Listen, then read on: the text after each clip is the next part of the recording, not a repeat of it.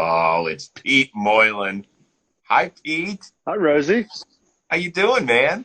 You know what? I'm so good. Braves win last night. It's a beautiful day here in Atlanta. This is what they call nature. I don't know if you guys get this in Southern California, but these are called trees and nature. No, we've pretty much just driven right over those so that we can construct more buildings Good. out here. Excellent. Excellent. Yeah. God, it's so weird. I thought that was a green screen. I didn't know what it was. And it's quiet too. You hear that or you don't hear that? No, there's just constant noise ringing in my head out here. Might be It's the really years of earpieces though too. Yes. All right, so let's get to it on this Sunday show. First of all, thank you very much for joining me. Anytime, dude. You know that. You know him from JOMBOY Media's Farm to Fame with our girl Kelsey Wingard. So make sure you check that out on our great podcast lists out here at JOMBOY Media. But let's get it going. This is a Sunday edition of Baseball Today, presented by our good friends over at Dugout Mugs. And let's start with the two series that are going to be back into action after a travel day. Rays, Red Sox tied at a game apiece. Series now moves to Fenway. It's Rasmussen taking on Nate Eovaldi. Mm-hmm. Who do you give the edge to today, and why? Today, it's got to be the Red Sox, honestly, because of Nate Eovaldi. That's the only reason. I think he's just – what I've seen him do in playoffs last two times he's been there has been pretty incredible. Mm-hmm. Rasmussen was a reliever for most of the years, made a few starts the second half of the season. It's been going 4 or 5 most of the time, but then it's going to be their bullpen game. And the worry has been the amount of innings that their bullpen's thrown throughout the year and whether that's going to have an effect in the bullpen. I think that playoffs is a different beast and that the adrenaline will cover any kind of tiredness, so I don't play that. But I do think that the edge goes to the Red Sox today, but the Rays will still win the series. Wow. So you think they win games 4 and 5? Yeah. Wow. Okay. Yeah, I think the easy answer is because of Eovaldi and what he has done. Well, thank you for calling me out for taking the easy answer. No. I'm just saying that because people, I'm not blaming you, but I am blaming you. So a lot of people see what he did against the Yankees on Tuesday, and we remember what he did during their 2018 World Series championship run, and you can easily point to that and say he's been great. The thing I look at is, how has he done against the team he's pitching against today? He's done great. Okay. 4 starts this year, 2-1, an ERA under 2.4, and the Rays are hitting $1.60 against him. Yes. So that's alarming if I'm a Tampa Bay Ray fan. In the meantime, though, don't count out Rasmussen. He actually made his transition from the bullpen to the starting rotation in Fenway. And ever since then, 8 starts, a 1.46 ERA. Wow. If they get 5 innings out of him, that's a bonus. Great. Yeah. If they get 3 1/3 up there, which could easily happen with the way the Red Sox are swinging the bat and that ballpark, they're in trouble. So here's my question. 5. Do you think that we could possibly see a position player pitching in the postseason if it gets out of hand? For the Rays. Well, remember, they left Brett Phillips off the roster. So that's kind of their guy. I don't think you want to be screwing with Francisco Mejia, who we did see out on the mound this year. He's your only other catcher on the roster. It's a great thought, though, because if things do get out of hand, and we've seen it up there in playoffs past at Fenway, where one team or another will put up a ridiculous number. Yeah, It just can't do it in playoffs, though, right? But I just think that I'm scared they might run out of arms. You saw Matt Whistler come in the other day. I don't think that's a guy that they're going to want to rely on. But this is the thing with playoffs, is that those deep bullpens that they've had all year, they get tested now. They get tested, and it's a different beast. Well, particularly by a lineup like Boston, which grinds out at bats. I didn't give him enough credit. This is going to be a not enough credit session, because I have given a couple of teams not enough credit. But the Boston offense is something that's, once they get clicking, it's pretty scary. Yep, I got it. All right, let's move on. Houston has a chance to sweep the series. The only team in this divisional round in either league that could sweep it.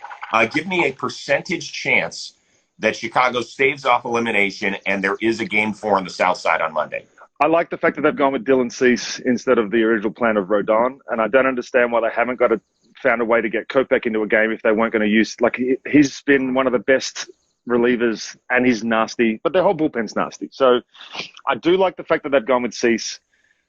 I just think Houston's offense is so good, and I think if they don't get off to a good start and all of a sudden Houston scores 2 runs in the first couple of innings, I think it's going to be really tough. The only question I have is Houston's bullpen, but again, it's they've managed to do it for the first 2 games, and that offense, I don't think The White Sox bullpen is so good, but you've got to be able to get to them. And Kimbrel came in the other day, wasn't that good? Hendricks, it's just, they're good. Houston's good. We've got to give them credit. Eventually, the Yankees fans and the whole of Major League Baseball just have accepted the fact that they are a really good baseball team despite what happened in 2017.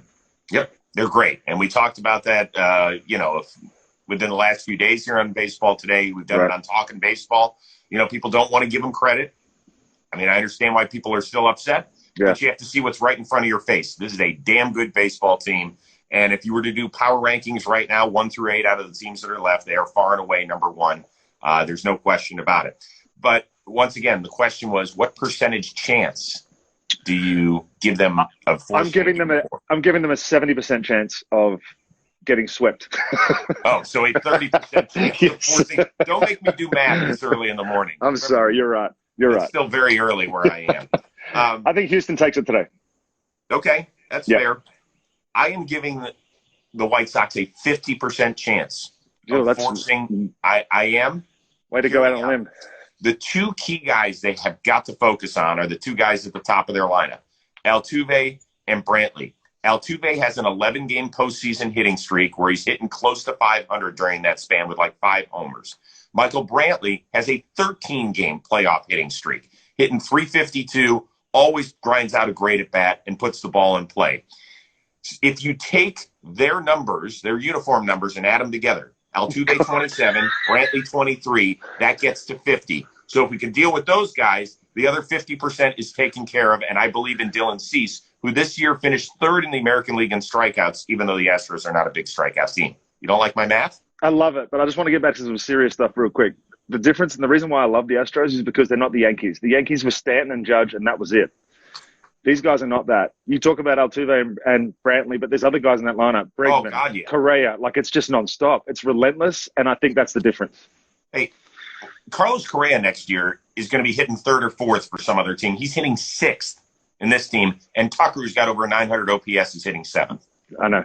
That's all you need to know with that. Exactly. All right. Once again, Pete Moylan, you're a former major leaguer. Do you like free shit? You like free stuff, don't you? I take all the free shit I can get. Excellent. Well, our friends at Dugout Mugs want to give free stuff away. It's very simple. They're giving away free products all playoffs long. All you have to do is film yourself doing this. Get one of the Dugout Mugs, fill it up, down it, take a picture of it or a video it, and hashtag them and tag them in the social media post, Dugout Mugs. And you can enter a contest to win more free stuff. Okay? Now, if you might say, well, hold on, I don't have any Dugout Mug stuff.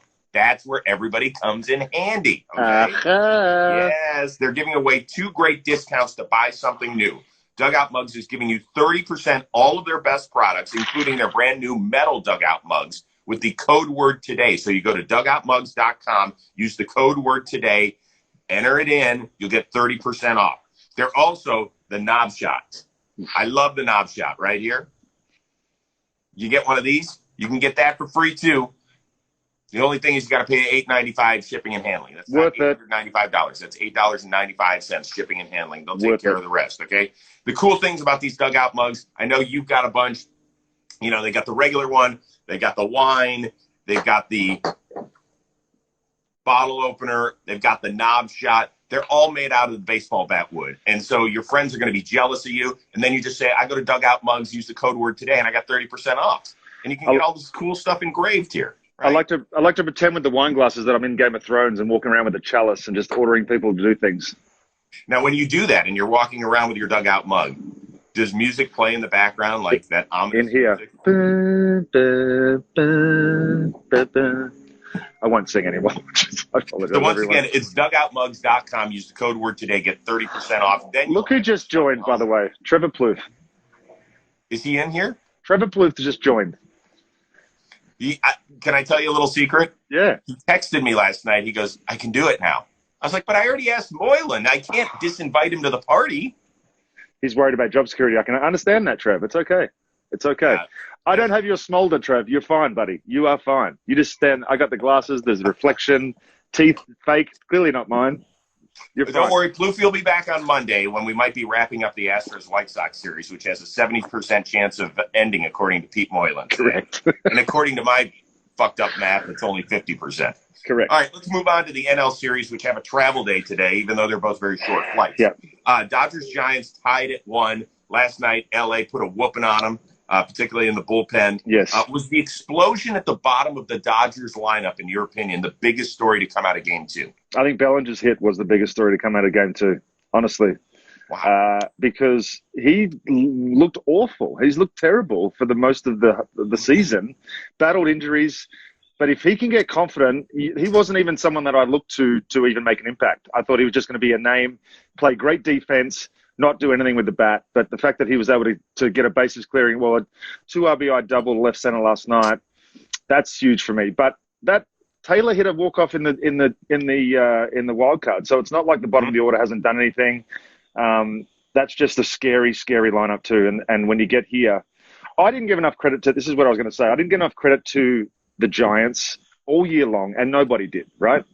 But we are seeing exactly what happens when you have an 107-win team play an 106-win team. They're both really fucking good. Yeah. And it's going to be up and down the whole time. I don't see anybody running away with it. That's for sure. Well, so the thing about Bellinger, I think at the beginning of the game last night, he was 2 for 52 on the season against the Giants. Golly. 2 for 52? I didn't even know that. Oh, it's a horrible thought. Yeah. And I think I tweeted out something about Bellinger, asking on Twitter, I said, I'm not here to pile on, but how much money do you think he has cost himself over the last 2 years with his performance? I mean, it's got to be 9 figures. Well, he could also get, what if he does what Carlos Beltran did in the playoffs and all of a sudden has Carlos Beltran got a contract based off what he did in one playoff series? But if you can turn it around, you can show was not trending down. No, but he was an MVP 2 years ago. Come on, Rosie. He don't just lose that. He had a rib injury. You try and swing with that violent swing with a rib injury.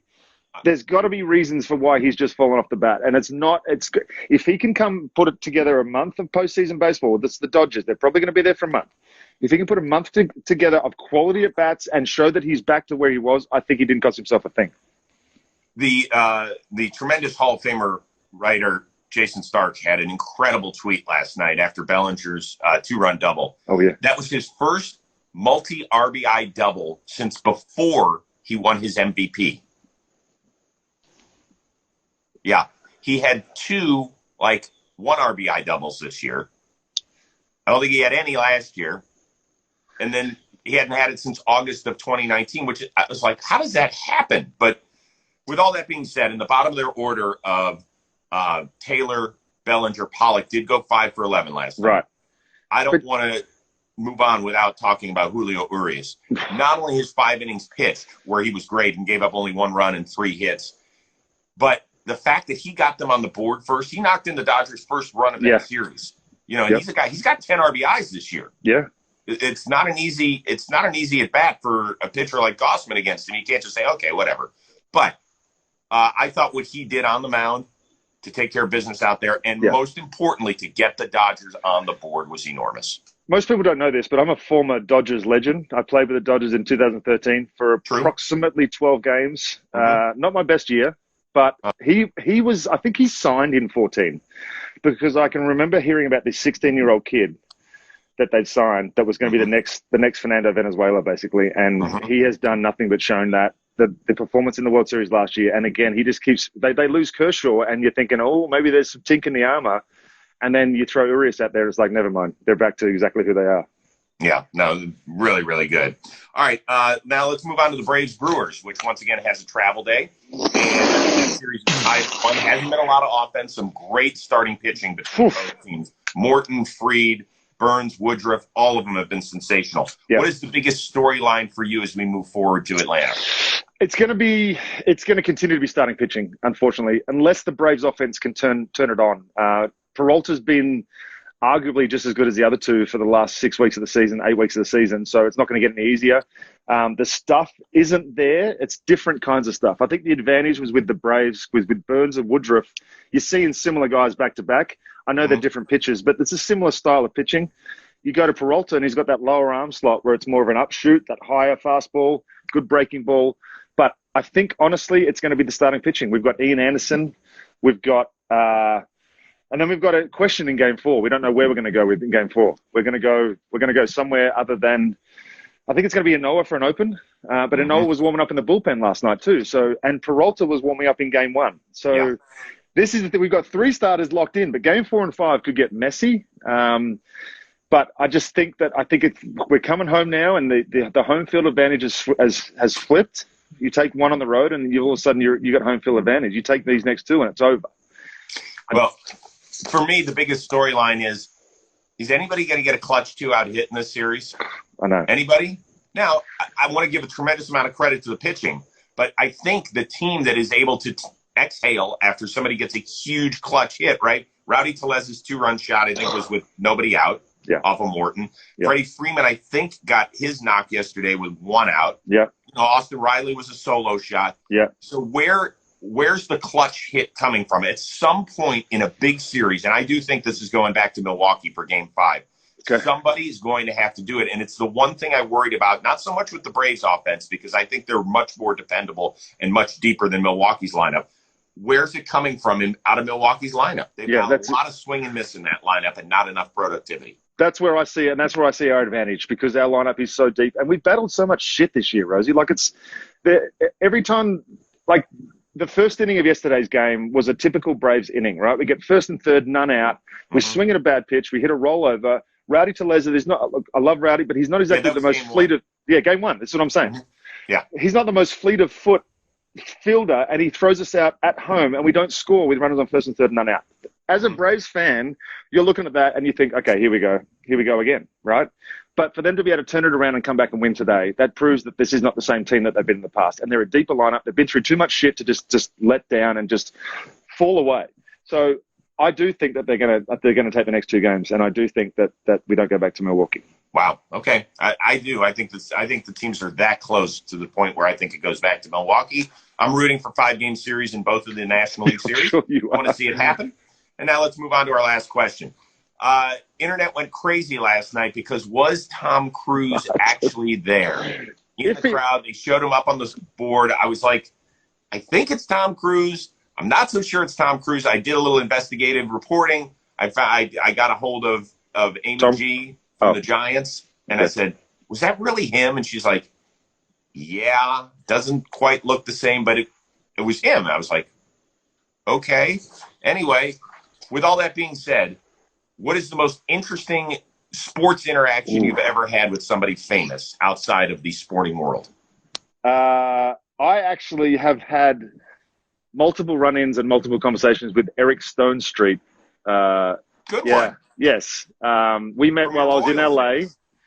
And then when I went to the Royals, we actually connected because they do a charity out there every year in Kansas City, and I got to go on stage and meet them all, and they are just regular human beings, just like we all are, and wonderful people. He's a wonderful human. But I still get starstruck. Jason Bateman was at a game. We were in the playoff game in LA, and he knew my name. That was the freakiest part for me. I turned around. I saw that it was Jason Bateman. I kind of shit myself a little bit. Like, I was like, holy shit, that's Jason Bateman.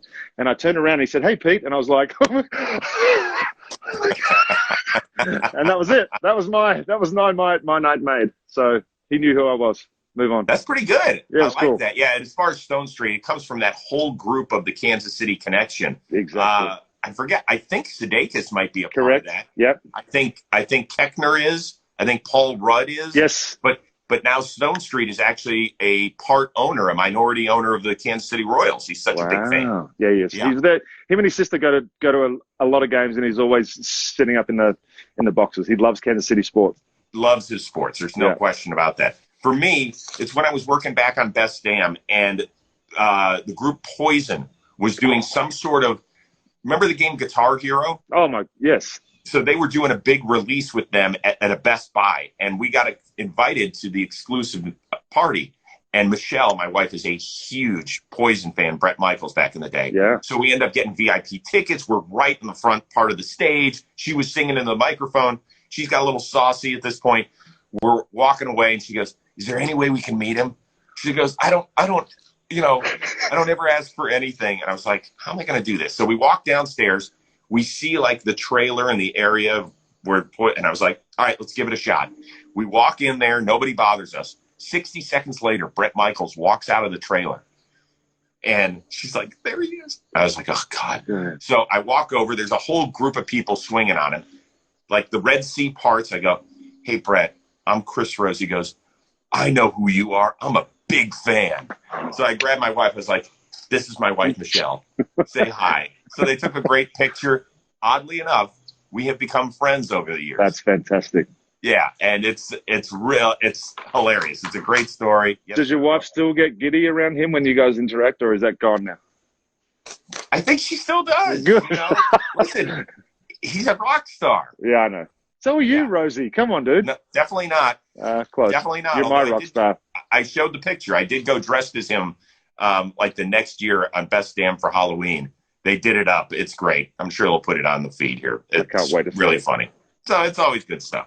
All right, listen, dude. What do you have coming up on JOMBOY? Anything interesting? We are filming on Monday. We are going to do our Find of Fame on Monday. Find of Fame every Monday. Comes out Wednesdays. And then, I can't wait, man. And then we're going to do some playoff stuff once the Braves are finished. I'm hoping they go to the World Series. Jimmy's hoping that they lose this round so I can come to New York. But we'll see how that goes. I wish you luck. Yeah, Thanks, Rose rotation is off until we do previews of the ALCS and the NLCS. So we're going to do that later in the week. It just all is dependent on when the series get wrapped. So our normal Monday, Thursday release is getting pushed around a little bit during the playoffs. I hope everybody understands. But we will continue to do baseball today. We'll be back at it tomorrow. Plouffe is not going to take Monday off. He will not. He won't take another day off. He doesn't want to get Wally pipped. No. I mean, Ashlyn was here yesterday, lit it up with her big pink bow, which I love. Oh. And then Moylan, you closed it out today. Good work. Yeah.